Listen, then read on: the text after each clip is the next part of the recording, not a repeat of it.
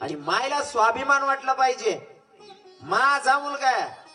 नाही तर मायबाप जर लेकरांना बघून मान खालती टाकून चालत असतील तर इससे तो भाई बा जननी बांझ भली काही खोये अपनानो. जर पोरांचं वर्तणूक बघून मायबापांना लाज वाटत असेल तर अशा पोराला जन्माला घालण्यापेक्षा बांझ राहिलेलं कधी पण चांगलं असतं. पोरांनी असं वागलं पाहिजे की आपल्याबद्दल आपल्या मायबापांना स्वाभिमान वाटला पाहिजे, गर्व झाला पाहिजे मायबापांना की अशा पोराला आम्ही जन्माला घातलंय.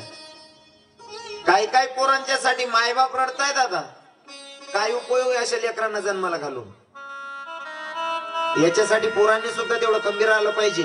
माझ्या मायबापांना स्वाभिमान वाटला पाहिजे, आईबाप आपल्याकडनं दुखावले गेले नाही पाहिजे असा स्वाभिमान ठेवायचा. चुकलं असेल ना मागं गेलं जाऊ दे, पण आजच्या नंतर मायबापांना छातीला हात लावून सांगलं पाहिजे आपला पोरगा सारखा पोरगा नाही, तर आपण जन्माला येऊन काहीतरी सार्थक केलं. नाहीच काय करता आलं चालेल, पण आपल्या मायबापांना आपला स्वाभिमान वाटला पाहिजे, असं तरी जीवन जगलं पाहिजे. अरे आजचा तरुण मायबापांना स्वाभिमान वाटण्यापेक्षा काही काही मायबाप एकांत मध्ये बसून रडतायत पोरांसाठी. धिक्कार आहे रे दादा तुझ्या जीवनाला. जर तुझ्यामुळे तुझ्या मायबापांच्या डोळ्यात अश्रू येत असतील तर मला असं वाटतं तुझ्यापेक्षा भिकारी चांगला जीवन जगतोय. काय उपयोग आहे. काही काही लोकांना असंही वाटत असेल मला काय कमी नाही. दादा, जी माऊली तिच्या मायबापांचा त्याग करून तुझ्या घरी आली या, ती फक्त पैशांवर तिचं पोट भरणार नाही या, तिला तुझ्या प्रेमाची गरज आहे. आणि तू जर दारू पिऊन जात असेल, बायकोला पायातले सॉक्स बाईला काढायला लागत असतील तर काय जगणं असेल रे तुझं. जगून काय फायदा आहे तुझा. अरे असं जगायचं. बायकोनं स्वाभिमानानं सांगायला पाहिजे. माहेरच्या लोकांचा फोन आला, ताई येऊन जा ना. दादा मी येऊ शकत नाही, तुझ्या दाजींना एकटं सोडू शकत नाही का, कारण ते एवढं प्रेम करतात, एवढा चांगला माणूस मी 2 दिवस सोडू कशासाठी. इतकं बायकोला सुद्धा स्वाभिमान वाटला पाहिजे. असं जीवन जगायचं. जर बायको तुमचं म्हणत असेल होता तास बरा होता हो, आपल्या इतका भागी कोणी नाही. थोडं जड जाईल तुम्हाला ऐकायला, पण माझं नेहमी तर सडेतोड बोलणं राहतं.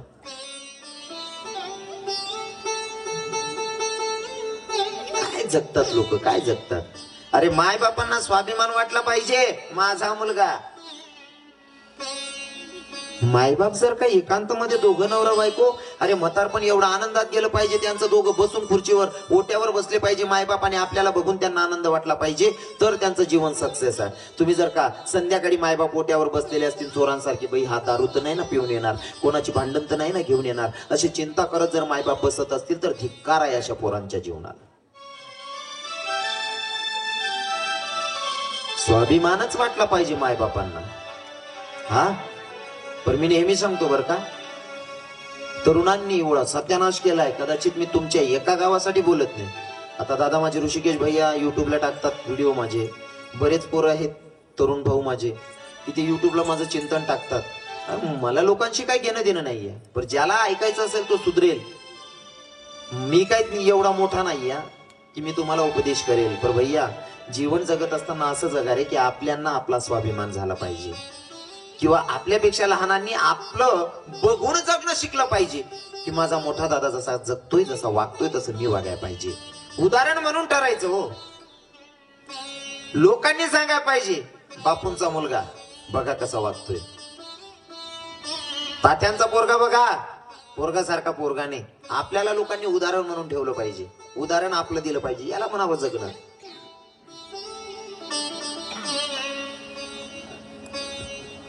पण आपलं कुठं हुकतंय माहितीये का निखिल भैया, कुठे चुकतंय आपलं ऋषिकेश भैया. आपण पहिले तर गोष्ट अशी आहे, पहिले आपल्याला सुधारावं लागेल तर मागची पिढी सुधरेल. तुम्हाला जर वाटत असेल माझा मुलगा क्लिअर वागला पाहिजे, त्याच्यासाठी तुम्हाला क्लिअर वागावं लागेल, तर तुम्ही अपेक्षा ठेवू शकता. तुम्ही जर समोरच्याला आहो म्हणलं तर तो काहो म्हणेल, तुम्ही आर्य केलं तो कार्य करणार आहे. दारू पिऊ नका असं म्हणायच्या अगोदर तुम्हाला सोडावी लागल, गुटखा खाऊ नका असं म्हणायच्या आधी तुम्हाला गुटखा सोडावा लागल.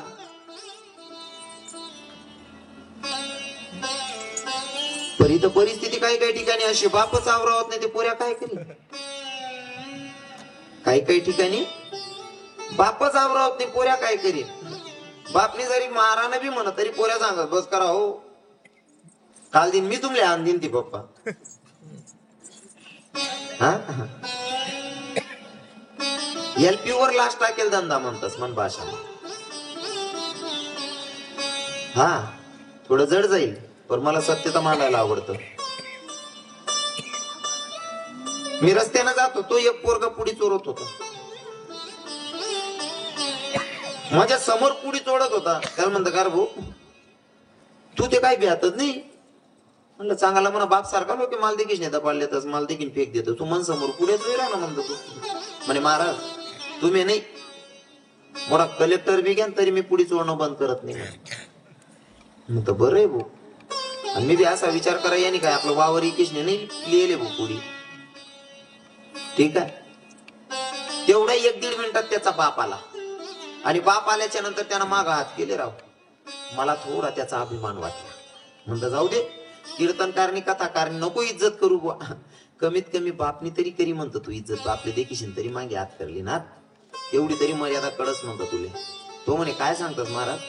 म्हणतो भाऊ माल देखी ब्यायना नाही म्हणतो तू पण तू ना बापले देखील तरी हात मागे करली ना म्हणतो तेवढी मर्यादा शेब होतो ना. मग म्हणे तसं काहीच नाही म्हणे महाराज. म्हणतो मग हाय बनाय लिडा मग यार देऊ पाटीस म्हणे म्हातारा त्या मता पाडली ती म्हणे. अपेक्षा कोण करतील करानी अपेक्षा कोणाकडनं करायची. सत्यानाश कुठून होतो माहितीये का. बलिराजाच्या